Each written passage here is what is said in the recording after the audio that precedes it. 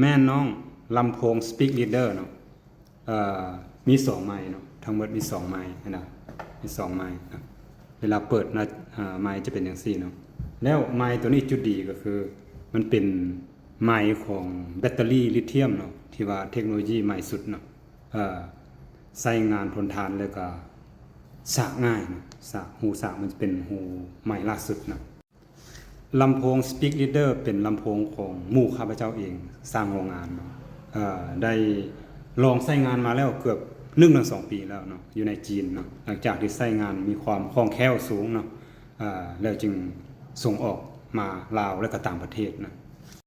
ซึ่งพวกเราได้ศึกษาเนาะด้านการตลาดอยู่ลาวแล้วก็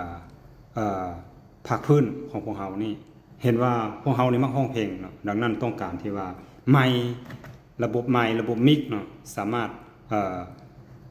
มีเสียงเนาะดังฟังชัดเนาะแล้วก็สามารถใส่กับกีตาร์เนาะได้เนาะมันมีสายกีตาร์สายมิกอยู่นี่นะแล้วก็สายอื่นครบครัน Speaker Leader เนาะจะมีความแรงเทียบเท่ากับ Q12 เนาะแต่ว่าจุดดีก็คือว่าใส่กับกีตาร์เนาะตัวมิกเนาะตัวนี้เนาะ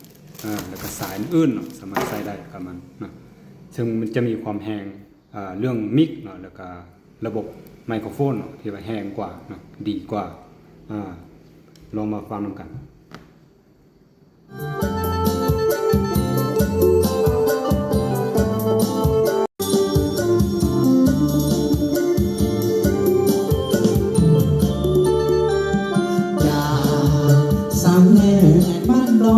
คนป่าเวทลงมา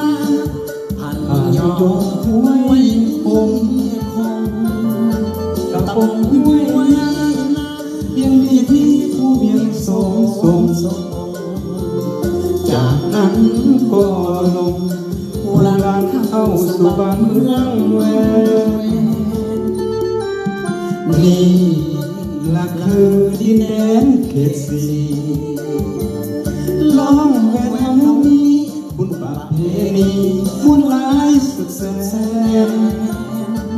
หน้าห้วยนากาสาวงามแก้มขาวแผ่นแหวนหน้าคูนหน้าไทยงามแสนหน้าลุยนั้นอยู่แค่ซ้ำเฮาใต้เฮาเนื้อ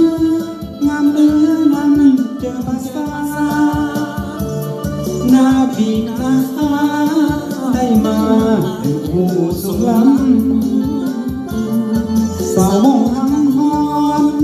งามงอนน่าลืมหน้าคำไม่เมื่อนหน้าดวงน้ำคำน้ำสังไหลผ่านบ้านเพียงบ้านทีมหน้าต่างห้วยยุนห้วยอานสมบงห้วยดันบ้านนาบ้านโอ้บ้านเตือนมีสื่อเสียงวัดว่าสวยงามมันอยู่คู่เคียงคนล้อมแหวนนั่งเจอพร้อมเทียงอย่ามาคู่เคียงสาวงามน้องแหวน